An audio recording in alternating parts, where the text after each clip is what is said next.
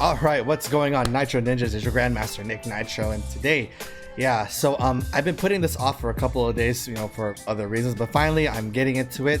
So, last weekend, after the season finale of Arcane, by the way, if you haven't watched Arcane yet on Netflix, check it out. 9 episodes, great series. Even if you're a League of Legends fan or not, I recommend watching the show. But anyways, after the finale, they showed a reintroduction to the game, Project L, League of Legends fighting game. And ever since they showed that, it's been all the talk and all the buzz going on Twitter. Literally, players all over, fighting game players, League of Legends players, and everything in between are all up on this game discussing it. And I want to give my discussion about it. And, I'm excited for it because, a new fighting game, I'm always going to be into it. Anyways, let's check this trailer out. Hey everyone, I'm Tom, executive producer at Project L. We're going to remember these two faces for the longest time. Last time we talked, I let you in on the secret that we're building a fighting game here at Riot. Allow me to reintroduce Project L. Can't wait. That scene was so iconic.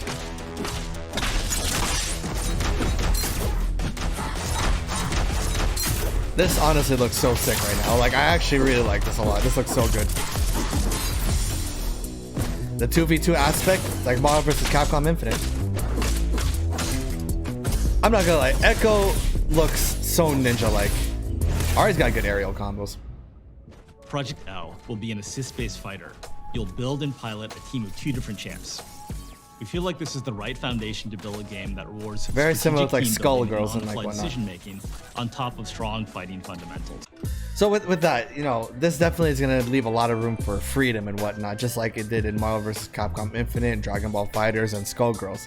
Now, honestly, while personally I've been more partial to like the single character usage, the multi-character usage, it's definitely something that I wouldn't have a problem with, especially since there's multiple ninjas in the League of Legends universe. Yes, I actually do know about League of Legends. I did play it for quite some time, for a couple of years. Yes, I was hard stuck on gold and platinum, so I'm not that great at League of Legends, but I am familiar with it. Our goal is to build a game that delivers a fast-paced, dynamic combat fantasy while leaving plenty of room for you to be creative and express yourself in gameplay. I do like this. It's pretty good. Like a lot of you out there, we're inspired by the insane outplays, hard reads, and 200 IQ plays behind some of the most iconic moments in fighting game history. Aren't we all? The dream for us is to deliver a game that allows you to create new iconic moments for many years to come. I can't wait. Now let's talk about controls. I know that a lot of you have strong opinions about mechanical difficulty in fighting games. All right. For Project L, we're embracing the easy to learn, hard to master mentality. Okay, with that said, so the inputs are not going to be too difficult. Now, the thing is, you don't need difficult inputs to be a good fighting game. It's just what we grew up with. But like, just because inputs are easy doesn't mean it's gonna like ruin the game or make it that players of like lower skill ranges are going to be able to beat high level pros and whatnot. Inputs were never really an issue when it came to like accessibility with the game, but as I mentioned earlier, look at Mortal Kombat 11. That game is notorious for low level players being able to like dish out some stuff rewardingly against high level players, but the inputs are not that completely easy. There's some hard inputs there, so here easy inputs could just mean that it's just less likely for margin of error, and it will definitely still require execution, timing, and of course mind games. And so I'm actually excited for this. So it definitely is piquing my interest. So yes, we are making it easier to jump in with a new character and learn their basic kit. Nothing wrong with that. That said, we absolutely believe in rewarding the time you spend going deep on a character and providing opportunities for you to showcase your high-end mastery. For sure. One of the delights of fighting games is seeing top players move and fight in a way that's inspiring and distinct from lesser skilled players. Of course, we want to set that aspirational summit and build a steadily increasing difficulty curve to get you there. Good. I want some of that, not rewarding random down twos, This isn't about building a game where new players have a chance to beat the pros. It's about unlocking the fun at all skill levels. Couldn't have said it better myself. I like that. This guy, he has my respect for that. I liked hearing something like that. Not a chance for low-level players to beat the pros. Mortal Kombat 11, shame on you. It's a chance, for people just of all skill levels to be able to get into this game. It's easy to learn, hard to master. So people who are new to the game will be able to play and have fun with it right away. It's just that the more skilled players are going to be able to expand upon it and build another layer upon layer upon layer into this game, which is definitely going to be good. But still, lower level players are still going to be able to have fun and, you know, enjoy the game. It's just like, you know, Call of Duty, Valorant, Halo.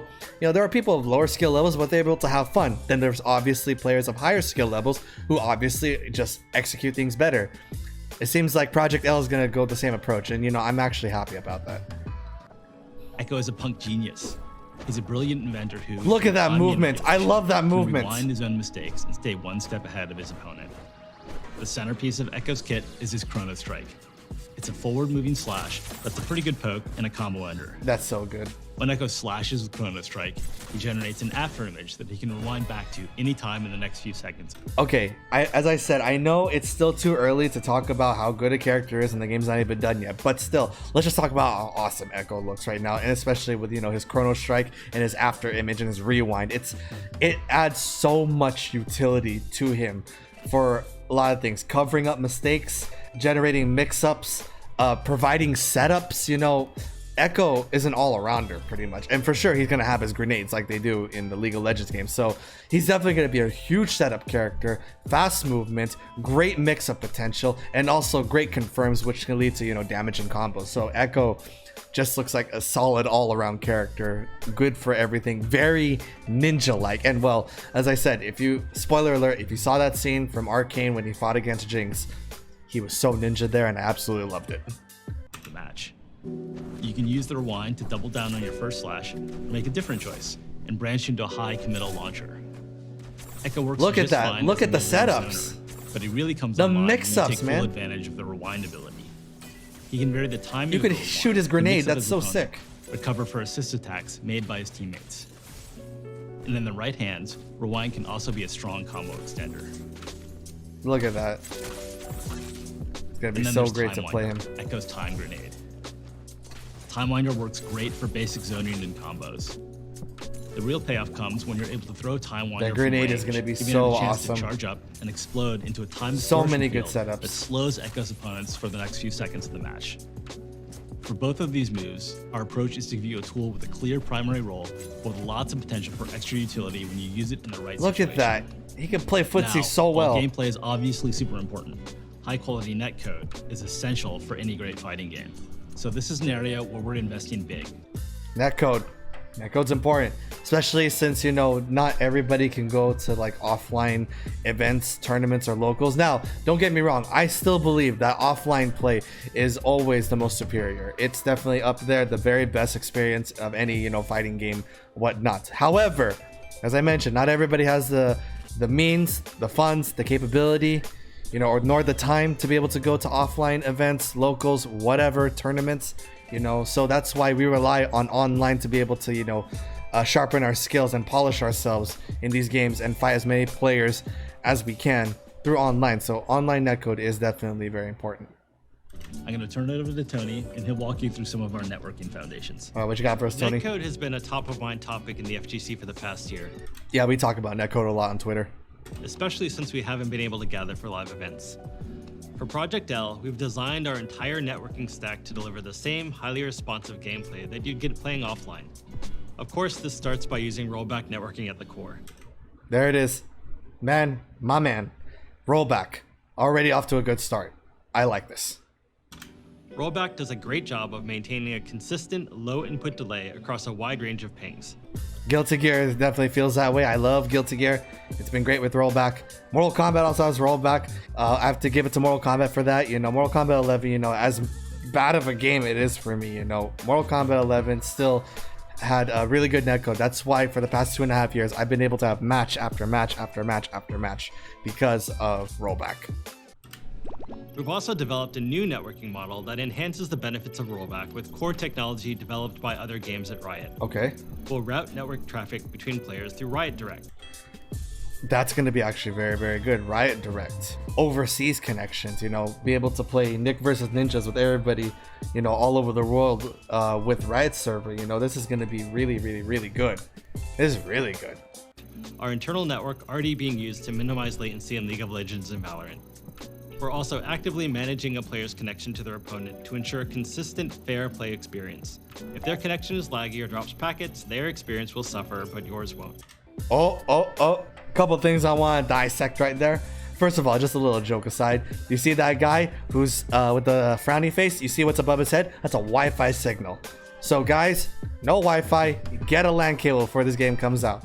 It's not that hard to set up a LAN connection. I know I've heard so many excuses, both on Twitter and on my streams, about why they can't do it. No, there really is no excuse, and it's really not that difficult. And it's also not that expensive. So guys, get wired connection, get a LAN cable. The bad connection person are the ones who are gonna suffer, while those with good connection will not. So you can't use that excuse anymore. If it's lagging on your end, it's not because anymore of the connection with your opponent or like that. It's all 100% you. So it applies to me too. If my connection is gonna be super laggy for this game, that means it's on me. My internet is really bad, because if my internet's good, it's gonna be smooth all the way through. So great. It's actually gonna, punish, laggy and weak Wi-Fi players. It's definitely gonna punish them for it. So I like that. And if someone rage quits in the middle of a match, our netcode will determine who should win and who should be penalized. Okay, you see right there? See right there? So all of you rage quitters out there, now you don't get the easy way out this time. If you don't stick it out to the end of the match, if you can't handle the heat of, getting your butt whooped, which is the best way to learn how to get better, if you can't handle it and you quit, you will get punished for it. Now, there is no easy way out, and I like it that way. So fights all the way through, or else you get penalized for it. Last time we spoke, Project L went dark afterwards, but this time we'll do our best to keep you in touch when we have major news to share. Thanks a lot. You heard that? They're gonna keep us updated when there's major news to share every time. Once again, NetherRealm Studio, shame on you guys. These guys know what they're trying to do. They're pretty much just like Guilty Gear. Probably gonna do the same thing like with the whole developer's backyard with Guilty Gear. So this is gonna be very, very, very good. So yeah, like, what can I say right here? This is shaping up to be a very good game. It's still too early to say anything. All I can say is that the hype is definitely real. The player base is definitely there, because that one of the biggest things about a fighting game is the amount of players there's going to be. And you could see from the fighting game players to the League of Legends players to everybody in between, this could possibly be the biggest player base in terms of fighting games in just of all time. There's going to be a lot of players, and if there's a lot of players, a lot of variety, and a lot of matches, and a lot of ways to get better. So I'm definitely super excited for this. So yeah, let me all know what you think about League of Legends fighting game Project L. What are your thoughts on it? Let me know in the comment section below, as I do want to hear all of your perspectives on the game that's upcoming, maybe in a year or two. But I'm super hyped. I hope you are too. Anyways, hope you all enjoyed. Thanks to all the members of the Nitro Ninjas. This is your Grandmaster NikkNitro.